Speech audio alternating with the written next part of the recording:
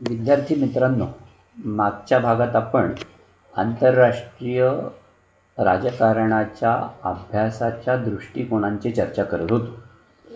त्यापैकी पहिला दृष्टिकोन आपण बघितला होता तो म्हणजे उदारमतवादी किंवा आदर्शवादी दृष्टिकोन त्याला आपण म्हणत होतो. त्याची चर्चा आपण मागच्या भागात केली होती. आज आपण आपल्या अभ्यासाला असलेला आंतरराष्ट्रीय राजकारणाचा जो दुसरा दृष्टिकोन आहे, वास्तववादी दृष्टिकोन, रिअलिस्टिक ॲप्रोच, त्याची चर्चा करणार आहोत.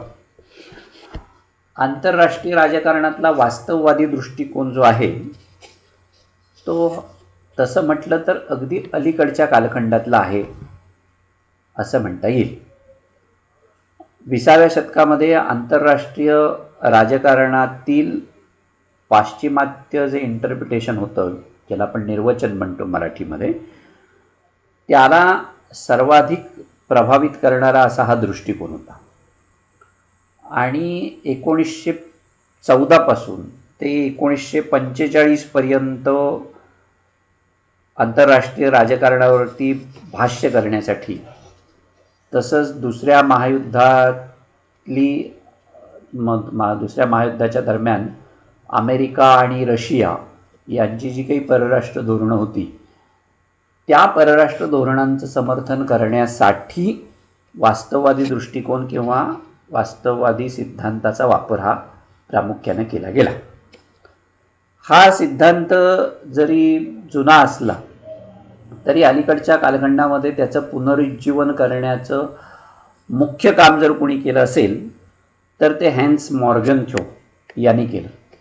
आणि त्याच्याबरोबर E.H. Carr, Kenneth Thomson, George Kennan, Henry Kissinger असे जे विचारवंत होते, त्या विचारवंतांनी हॅन्स मॉर्गनथ्योची ओढलेली आपल्याला साधारणतः दिसते. वास्तववादी सिद्धांत जो आहे तो सत्ता आणि सुरक्षा या घटकांशी संबंधित अशा पद्धतीचा आहे. हे परस्पर भीतीमुळे राष्ट्र असुरक्षित बनतात आणि असुरक्षिततेमुळं प्रत्येक राष्ट्र आपला प्रभाव पाडण्याचा प्रयत्न करतं, म्हणजे आपली सत्ता जमवण्याचा प्रयत्न करतं. अशा पद्धतीचा विचार हा हॅन्स मॉर्गनथ्योने मांडलेला आपल्याला दिसतो. आणि जेव्हा प्रत्येक राष्ट्र सत्ता प्राप्तीसाठी जेव्हा प्रयत्न करेल तेव्हा मग आपोआपच संघर्ष हा अपरिहार्य किंवा अटळ अशा पद्धतीचा ठरतो. म्हणजे हा संघर्ष कायमस्वरूपी आहे आंतरराष्ट्रीय राजकारणातला आणि तो कोणत्या ना कोणत्या तरी रूपामध्ये अस्तित्वात राहतो. अशा पद्धतीची भूमिका ही हॅन्स मॉर्गनथ्योने मांडलेली आपल्याला साधारणतः दिसते. म्हणजे आदर्शवादी विचार जो होता तो जागतिक शासनाचा किंवा विश्वराज्याच्या कल्पनेचा पुरस्कार करणारा अशा पद्धतीचा, शांतता आणि सहचर्याचा पुरस्कार करणारा अशा पद्धतीचा होता. तर वास्तववादी विचार जो होता किंवा वास्तववादी दृष्टिकोन जो आहे किंवा वास्तववादी सिद्धांत जो आहे तो राष्ट्राची सुरक्षा आणि सत्ता या दोन घटकांना जास्त महत्त्व देणारा होता. म्हणजे एका अर्थानं तो संघर्षाचं चित्रीकरण करणारा किंवा संघर्षाची अपरिहार्यता अधोरेखित करणारा अशा पद्धतीचा आहे असं आपल्याला म्हणता येईल. वास्तववादी सिद्धांताची काही प्रमुख वैशिष्ट्य हॅन्स मॉर्गनथ्योने नोंदवलेली आहे. त्याच्यामध्ये तो असं म्हणतो, म्हणजे त्यातला एक मुद्दा आपल्याला असा सांगता येऊ शकतो की वास्तववादी सिद्धांतामध्ये विचारांपेक्षा इतिहासातील वास्तविक घटकांवरती अधिक भर दिला गेलेला आहे. म्हणजे ऐतिहासिक घटनांच्या आधारे वास्तववादी विचारवंत जे आहेत ते आंतरराष्ट्रीय राजकारणामध्ये सत्तेला केंद्रस्थानी दाखवण्याचा प्रयत्न करतात. आणि हा जो सिद्धांत आहे या सिद्धांतामध्ये व्यक्ती आणि राष्ट्राचं वर्तन एकसारखं मानलं गेलेलं आहे. म्हणजे जशी एक व्यक्ती तिचं वर्तन असतं तसंच राष्ट्राचं सुद्धा वर्तन असतं. अशा पद्धतीची मांडणी ही वास्तववादी दृष्टिकोनामध्ये केलेली आपल्याला दिसते. म्हणजे ज्या प्रेरणा व्यक्तीच्या वर्तनाला प्रभावित करतात त्याच प्रेरणा राष्ट्राच्या वर्तनाला सुद्धा प्रभावित करतात अशा पद्धतीची मांडणी वास्तववादी दृष्टिकोनामध्ये आहे असं आपल्याला म्हणता येईल. म्हणजे वास्तववाद हा एकल विचार आहे, ज्याला सिंगल आयडिया असं म्हणजे एकल विचार नाही असं समजून वैश्विक दृष्टिकोन आहे. आणि हा वैश्विक दृष्टिकोन काही परस्पर अशा निगडीत गृहीतकांवरती आधारलेला अशा पद्धतीचा आहे. तर ती गृहीतकं कोणती?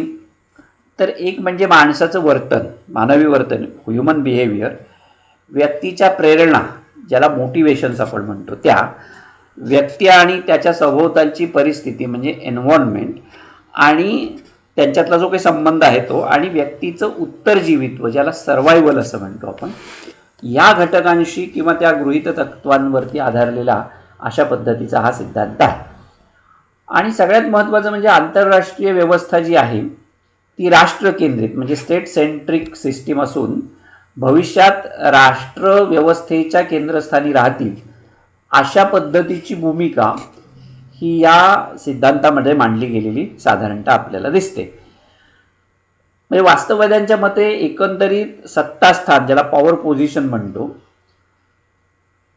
ती पॉवर पोझिशन ही अधिकार श्रेणी पद्धतीप्रमाणे असते. म्हणजे क्षमते ज्याच्या राष्ट्रांच्या क्षमतांवरती ती आधारलेली असते असं साधारणतः वास्तववादी मानतात. आता ह्या गृहीतकांवरती आधारित वास्तववादाची मांडणी आहे, त्यामुळे मग वास्तववादाची नेमकी वैशिष्ट्ये कोणत्या प्रकारची आहे? तर ती एक 4-5 प्रकारची वैशिष्ट्ये आपल्याला सांगता येऊ शकतात. पहिलं वैशिष्ट्य म्हणजे आंतरराष्ट्रीय राजकारणामध्ये वास्तववादी दृष्टिकोनानं सत्ता आणि सत्ता समतोलाला जास्त महत्त्व दिलेलं आहे.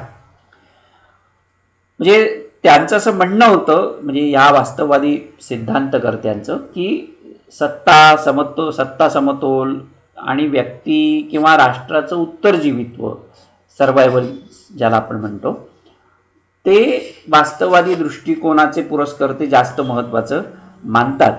त्यांचं असं म्हणणं होतं की सत्ता प्राप्ती करण्यासाठी प्रत्येक राष्ट्र आंतरराष्ट्रीय राजकारणामध्ये प्रयत्न करत असतो आणि त्या सत्ता प्राप्तीतूनच संघर्ष हा अटळ ठरत असतो. त्यामुळे एक प्रकारची असुरक्षितता संघर्षामुळे निर्माण होते आणि त्या असुरक्षिततेतनं आणखीन संघर्ष हा निर्माण होत राहतो. अशा पद्धतीची मांडणी ही वास्तववादी विचारवंतांनी केलेली आपल्याला साधारणतः दिसते. आणि मग ह्या संघर्षाचं नियंत्रण कसं करायचं? तर मग सत्ता समतोलाचं तत्व किंवा ज्याला आपण प्ररोधनाचं तत्व म्हणतो, डिटरन्सचं, तर ते वापरण्याचा प्रयत्न हा राष्ट्र, सामर्थ्यशाली राष्ट्र करत असतात आणि त्याच्या माध्यमातून मग आंतरराष्ट्रीय शांतता टिकवण्याचा प्रयत्न केला जातो असं साधारणतः म्हटलं जातं. म्हणजे एकंदर सामर्थ्यावरती विश्वास ठेवणारा अशा पद्धतीचा हा दृष्टिकोन आहे असं आपल्याला म्हणता येईल.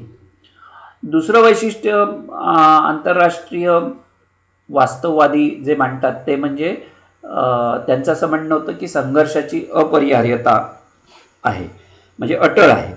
म्हणजे सत्ता आणि सुरक्षा या घटकांनाच प्राधान्य देणारा हा विचार असल्यामुळं किंवा त्या परिणामांशी आंतरराष्ट्रीय वास्तववादी निगडीत करतात एकंदर सगळं राजकारण. आणि त्यामुळे संघर्षाची अपरिहार्यता किंवा सातत्य ज्याला आपण म्हणतो, तो या सिद्धांताचा मूळ गाभा ठरला असं आपल्याला म्हणता येईल. म्हणजे या संघर्षाचं मूळ जे आहे ते व्यक्तीला वाटणारी जी असुरक्षितता आहे त्या असुरक्षिततेमध्ये आहे. इतरांपासून व्यक्तीला जशी हल्ल्याची भीती वाटत असते आणि आपल्या आत्मरक्षणाच्या गरजेतून इतरांना मारण्यासाठी व्यक्ती जशी सतत तयार किंवा प्रयत्नशील असते, तसंच प्रत्येक राष्ट्र आपल्या सुरक्षेला सगळ्यात जास्त महत्त्व देतं आणि त्या सुरक्षेतून म्हणजे ती जी अपरिहार्यता गरज जी निर्माण होते त्या गरजेतून संघर्ष हे अपरिहार्यपणे पुढे येतात.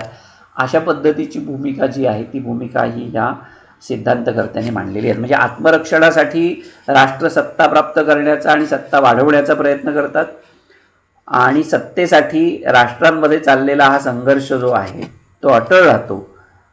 आंतरराष्ट्रीय कायदा, आंतरराष्ट्रीय संघटना हा संघर्ष थांबवू शकत नाहीत. अशा पद्धतीची मांडणी या सिद्धांतकर्त्यांनी केलेली आहे. मग हा संघर्ष नियंत्रित करण्याचा प्रयत्न दोन मार्गाने होतो, एक म्हणजे मुत्सद्देगिरीच्या आणि राजनयाच्या मार्गाने. अशा पद्धतीची भूमिका या सिद्धांतकर्त्यांची होती. तिसरं वैशिष्ट्य म्हणजे या वास्तववादी दृष्टिकोनाचा असं सांगता येईल की मनुष्य हा निसर्गतः स्वार्थी प्राणी आहे, या गृहीतकावरती आंतरराष्ट्रीय राजकारणातला हा वास्तववाद आधारलेला आहे. मनुष्याच्या चांगुलपणावरती या सिद्धांतकर्त्यांचा विश्वास नाही.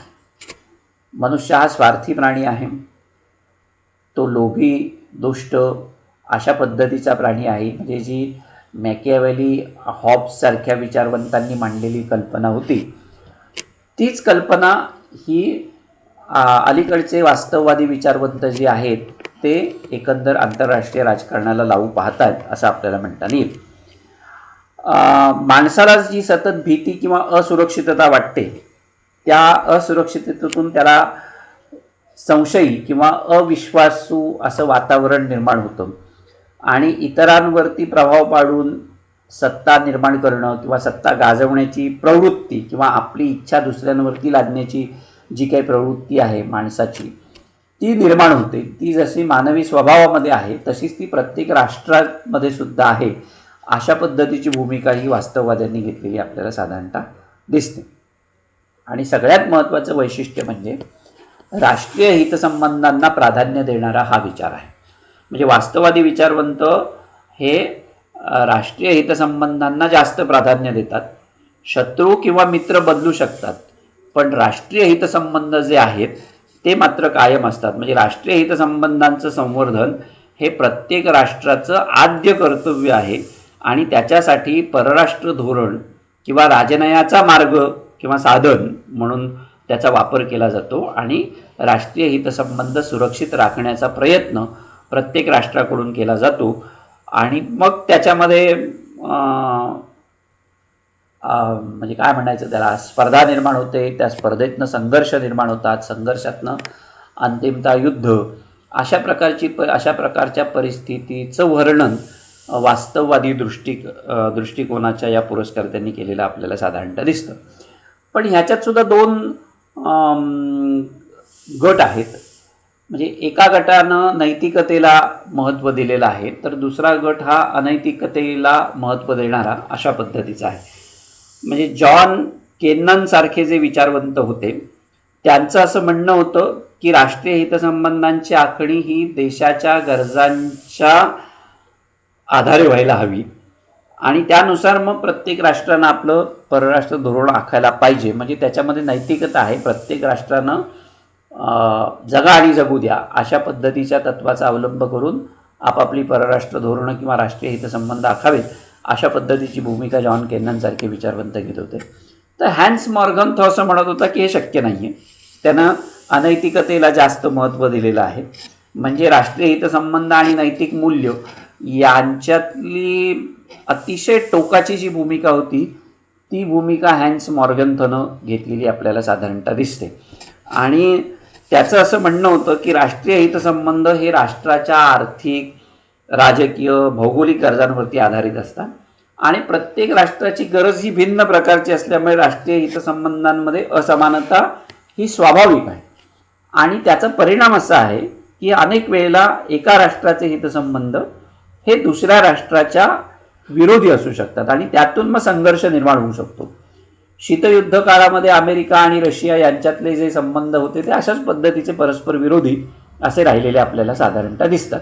म्हणजे एकमेकांबद्दलचा अविश्वास होता आणि त्या अविश्वासातनं मग गट, वेगवेगळ्या प्रकारचे गट निर्माण झाले आणि त्या गटांच्या माध्यमातून मग आंतरराष्ट्रीय संघर्ष, मग ते विभागीय पातळीवरचे राहिले, काही स्थानिक पातळीवरचे राहिले, काहींना आणखीन वैचारिक संघर्षाचं परिमाण लाभलं. म्हणजे अशा पद्धतीचे संघर्ष हे 1945 नंतरच्या कालखंडामध्ये उभे राहिलेले आपल्याला साधारणतः दिसतात. भारत आणि पाकिस्तान या दोन देशांचे राष्ट्रीय हितसंबंध परस्पर विरोधी आहेत. म्हणजे ते दोन्ही राष्ट्रांचे हितसंबंध, राष्ट्रीय हितसंबंध हे जम्मू काश्मीरशी निगडीत असल्यामुळे दोन्ही राष्ट्रांमध्ये राष्ट्रीय हितसंबंधांचं समायोजन करणं ही अशक्य कोटीतली गोष्ट आहे, ही वस्तुस्थिती आहे. त्यामुळे त्याच्यामध्ये अशा राष्ट्रांमध्ये संघर्ष हा अपरिहार्य आहे. इस्रायल आणि पॅलेस्टाईनचे हितसंबंधही परस्पर विरोधी आहेत, त्यामुळे तिथे सातत्यानं संघर्ष असलेला आपल्याला साधारणतः दिसतो.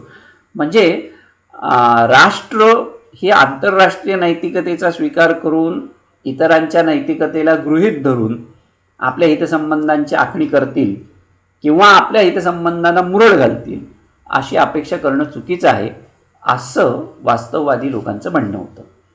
आणि सगळ्यात महत्त्वाचं म्हणजे या वास्तववादी दृष्टिकोनाच्या पुरस्कर्त्यांनी नीतिमत्तेला अजिबात महत्त्व दिलेलं नाही. म्हणजे आंतरराष्ट्रीय नैतिकता हा काही भाग अस्तित्वात आहे याच्यावरती त्यांचा विश्वासच नव्हता. म्हणजे ज्या आंतरराष्ट्रीय नीतिमत्तेचा किंवा आदर्शांचा पुरस्कार आदर्शवाद्यांनी केला त्या नैतिक मूल्यांना वास्तववादी विचारांमध्ये कोणत्याही पद्धतीचं स्थान नाही. राष्ट्राचं परराष्ट्र धोरण हे नैतिक मूल्यांच्या नव्हे तर राष्ट्रीय हितसंबंधांच्या आधारावरतीच निर्माण झालेलं असतं. या धोरणाचा पुरस्कार वास्तववादी विचारवंतांनी केलेला आपल्याला साधारणतः दिसतो. त्यामुळे राष्ट्रीय हितसंबंध कशा पद्धतीचे आहेत वेगवेगळ्या राष्ट्रांचे त्याच्यावरती शांतता की युद्ध हा जो प्रश्न आहे त्याचा निकाल लागणार हे गृहीत वास्तववादी स्वीकारताना आपल्याला दिसतात. आणि त्यामुळे प्रत्येक ठिकाणी सत्ता हा जर घटक महत्त्वाचा आहे असं मानलं तर सत्ता मिळवण्यासाठी साम दाम दंडभेद या प्रकारची रणनीती जी आहे ती अवलंबली जाते. आणि त्यामुळे मग आंतरराष्ट्रीय क्षेत्रामध्ये सुद्धा मूल्यांना स्थान देऊन जर एखादं राष्ट्र सत्ता प्राप्तीचा प्रयत्न करू पाहत असेल तर ते म्हणजे निरर्थक प्रयत्न असतात असंच आपल्याला म्हणायला लागेल. कारण प्रत्येक आपल्याला हवी असलेली गोष्ट जर साध्य करायची असेल तर ती साम दाम दंड भेद या सगळ्या गोष्टींचा विचार करून ती केली पाहिजे अशा पद्धतीची भूमिका ही या लोकांनी मांडलेली आपल्याला दिसते. अशा पद्धतीनं हा आंतरराष्ट्रीय राजकारणाचा वास्तववादी दृष्टिकोन जो आहे तो आपल्याला सांगता येऊ शकतो, त्याची वैशिष्ट्ये सांगता येऊ शकतात. पण त्याच्यावरती सुद्धा अनेक लोकांनी टीका केलेली आहे. एक म्हणजे हा दृष्टिकोन अशास्त्रीय आहे अशा पद्धतीची भूमिका अनेकांनी घेतली. कारण हॅन्स मॉर्गन्थनं शास्त्रीय सिद्धांताचे निकष जे आहेत ते निकष या वास्तववादी विचाराला लावले नाहीत असा एक आक्षेप त्याच्यामध्ये आहे. म्हणजे सर्व व्यक्ती किंवा सर्व राष्ट्र सत्तेसाठी संघर्ष करत असतात ह्या गृहीतकावरती हॅन्स मॉर्गन्थनं वास्तववाद सांगितलेला आपल्याला साधारणतः दिसतो. त्यामुळे त्याचा हा जो सिद्धांत आहे हा मनुष्य स्वभावावरती आधारित अशा पद्धतीने मनुष्य स्वभाव सारखी आहे आणि तो आपल्या इच्छा दुसऱ्यांवरती लादण्याचा प्रयत्न करतो. म्हणजे एका अर्थानं सत्ता मिळवण्याचा किंवा सत्ता गाजवण्याचा प्रयत्न करत असतो, ती प्रस्थापित करण्याचा प्रयत्न करत असतो. आंतरराष्ट्रीय राजकारणसुद्धा अशाच पद्धतीनं चालतं. एक राष्ट्र दुसऱ्या राष्ट्राला प्रभावित करण्याचा प्रयत्न करतं असं हॅन्स मॉर्गन्थचं म्हणणं होतं. आणि त्यामुळे युद्ध किंवा संघर्ष हे आंतरराष्ट्रीय राजकारणामध्ये अटळ आहेत अशा पद्धतीची भूमिका त्यांनी घेतली. पण आंतरराष्ट्रीय राजकारण म्हणजे अव्याहत चाललेला संघर्ष किंवा त्याचं ते व्यासपीठ आहे असं जर मानलं तर शांतता कधीच प्रस्थापित होणार नाही. आणि आजच्या आंतरराष्ट्रीय राजकारणाकडे जर आपण बघितलं तर काही युद्धाचे प्रसंग जर सोडले तर शांततेचाही कालखंड आपल्याला आंतरराष्ट्रीय राजकारणामध्ये अनुभवायला मिळतो. त्यामुळे वास्तववाद्यांचा हा दृष्टिकोन अशास्त्रीय आहे अशा पद्धतीची भूमिका काही लोकांनी मांडलेली आपल्याला दिसते. दुसरी टीका त्याच्यावरती केली जाते ती म्हणजे हा एक अपूर्ण अशा पद्धतीचा सिद्धांत आहे अशी भूमिका घेतली जाते. कारण आंतरराष्ट्रीय राजकारणाचा संघर्ष हा एक पैलू आहे असं मानून हा दृष्टिकोन विकसित केलेला आहे हॅन्स मॉर्गन्थनं. आणि आंतरराष्ट्रीय संबंधांमध्ये केवळ संघर्ष असतो असं नाही, सहकार्य किंवा परस्परावलंबित्व सुद्धा आपल्याला दिसतं आणि तेही पैलू महत्त्वाचे आहेत. त्याच्याकडे हॅन्स मॉर्गन्थनं दुर्लक्ष केलेलं आपल्याला दिसतं. त्यामुळे हा सिद्धांत पक्षपाती आहे किंवा अपूर्ण आहे अशा पद्धतीची भूमिका किंवा अशा पद्धतीची टीका त्याच्यावरती झाली. तिसरं म्हणजे सत्ता या एकाच घटकावरती लक्ष केंद्रित करणारा अशा पद्धतीचा हा दृष्टिकोन आहे. म्हणजे सत्तेला जास्त महत्त्व देणारा आणि त्यामुळे राष्ट्रसत्ता आणि तिचा वापर यावर परिणाम करणारे जे काही घटक आहेत या घटकांचा विचारच त्याच्यामध्ये झालेला नाही. म्हणजे उदाहरणार्थ देशांतर्गत परिस्थिती, तिथली शासन व्यवस्था, सत्तेची रचना, लोकांच्या श्रद्धा, लोकांच्या पाशी असलेली काही मूल्य असतील ती मूल्य, राज्यकर्त्यांच्या धोरणामागच्या ज्या काही प्रेरणा असतील त्या प्रेरणा, या कशाचाही विचार हा या वास्तववादी दृष्टिकोनामध्ये झालेला नाही असं साधारणतः त्याच्यामध्ये टीका केली जाते. आणखीन शेवटचा एक आक्षेप आपल्याला याच्यावरती असा नोंदवता येतो तो म्हणजे सत्तेची संदिग्ध कल्पना जी आहे ती कल्पना या वास्तववादी विचारामध्ये आलेली आपल्याला साधारणतः दिसते. त्याच्यामध्ये मग विचारप्रणालीचा विचारच या सत्तेच्या अंगानं झालेला नाही आहे अशी सुद्धा टीका त्याच्यावरती केली जाते. एक गोष्ट म्हणजे ठीक आहे की हा सिद्धांत वास्तववादी सिद्धांतावरती आक्षेप अनेकांनी घेतलेले असतील. हॅन्स मॉर्गनथॉनं विचार करताना फक्त सत्ता, संघर्ष, युद्ध अशाच बाबींचा विचार केलेला दिसतो किंवा शांतता, परस्परावलंबित्वाचा विचार केलेला दिसत नाही अशी टीका जरी ह्या सिद्धांतावरती होत असली तरीसुद्धा आजचं आंतरराष्ट्रीय राजकारण जर समजून घ्यायचं असेल तर आपल्याला वास्तववादी दृष्टिकोनातून त्याच्याकडे बघण्याशिवाय दुसरं पर्याय नाही. आदर्शवादी दृष्टिकोनाच्या मर्यादासुद्धा बऱ्याच वेळेला उघड झालेल्या आहेत आणि अशा पार्श्वभूमीवरती मग वास्तववादी दृष्टिकोनाचं महत्त्व जे आहे ते महत्त्व पुन्हा पुन्हा अधोरेखित होताना आपल्याला दिसतं. धन्यवाद.